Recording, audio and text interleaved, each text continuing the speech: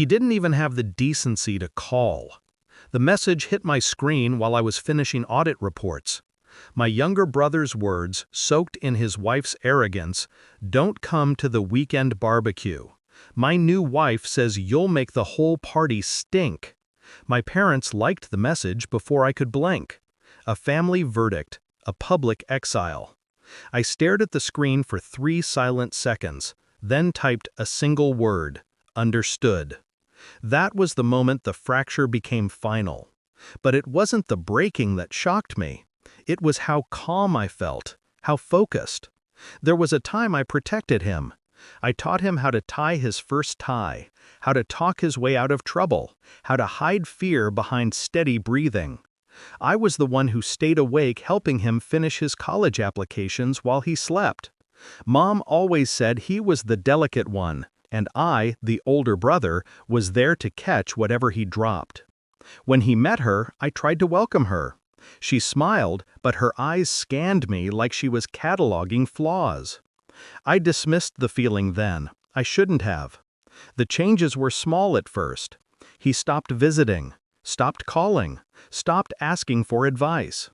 Conversations became performances. She answered before he did. She laughed at things I didn't say. Once, at dinner, she wiped the rim of a glass after I touched it. My brother mirrored her. But the message, the insult, the family's approval wasn't spontaneous venom. It was the final stitch of a pattern. And I knew then they weren't pushing me away. They were preparing a future with no place for me in it. 2 months earlier, I had noticed unusual company activity. A new consultant, a new signature, a new financial trail. My brother had joined our father in the family business recently. His wife hovered, whispered, influenced. I investigated quietly. It didn't take long. Fake invoices, asset transfers, a planned takeover, and my signature digitally forged on documents that could bury me if anything exploded. They weren't just erasing me socially, they were setting me up legally. That night, I felt something inside me rearrange itself. Not rage, not grief, precision. I didn't confront them. That would have been emotional. Emotion clouds accuracy. Instead, I documented everything. Audits, screenshots, signed affidavits. A timeline so tight it could cut skin. Then I confronted the one entity they didn't think I would ever approach, the board. By the time they realized what was happening, the board had suspended them both pending investigation. Their accounts were frozen. The forged documents were reported. But this was only the legal strike. I still wanted the truth to hit them in a place no financial penalty could reach. Which brings me to yesterday morning. My office is on the 27th floor. Glass, silence, power. I had asked the board to let me handle the final meeting alone. They agreed. At 9:07 a.m., the door opened. My brother walked in, pale and jittery.